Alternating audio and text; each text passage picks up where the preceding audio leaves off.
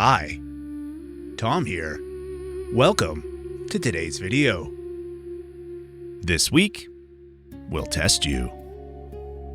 Not your charm. Not your diplomacy. Your boundary integrity. You've expanded quite recently. Stronger voice. Clear standards. More confidence in what you want. You stopped over-accommodating. You stopped shrinking to keep the peace. You stabilized your center. But now something subtle is happening. A situation pressures you to soften again. And the question becomes, will you hold your line? Or will you fold? From a Vedic perspective, this is a harmony test. When Libra levels up in self-respect, life introduces relational tension. Not drama, just discomfort. Enough to see if you'll revert. You may notice someone pushing for compromise. Someone subtly guilt-tripping. A dynamic where saying yes would feel easier than saying no. Old Libra adjusts. New Libra stands. That stance is your test. Libra. Your strength has always been your balance. You understand both sides. You value fairness. You naturally want resolution. But this week teaches you something very elevated. Balance that costs your truth is not balance. It's avoidance. There may be a moment where you feel the familiar urge to smooth things over, to downplay your needs, to make yourself smaller so things feel comfortable for you again. Pause. Comfort is not the same as alignment. So here's the deeper truth. Don't lose connection by holding boundaries. You lose connection by abandoning yourself.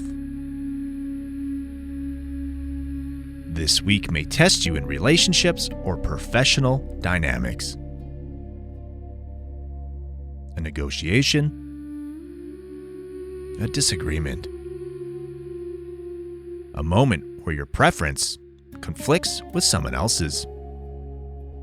If you overcompensate, resentment grows quietly.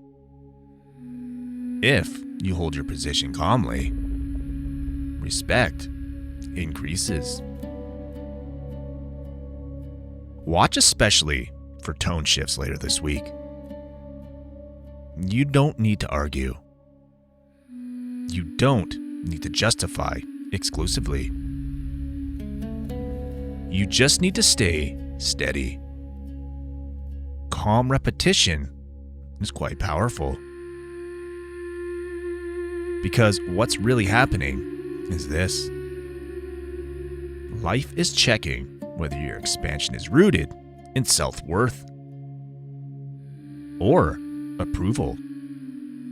Approval fluctuates. Self-worth stabilizes. Now, let's talk alignment. One intentional practice for you this week. State your preference once. Clearly. And without apology. Do not over-explain. Let the silence exist. You'll notice something very important. Most people respect firmness more than flexibility. Libra.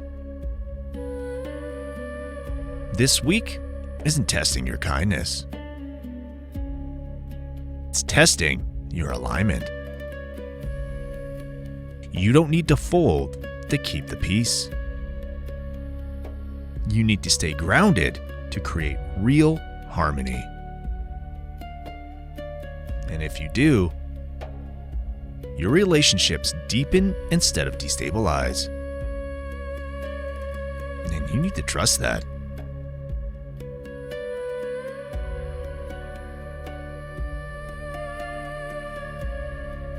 Before you go, there's something important you should know. These horoscopes are based on Vedic astrology, also known as sidereal astrology.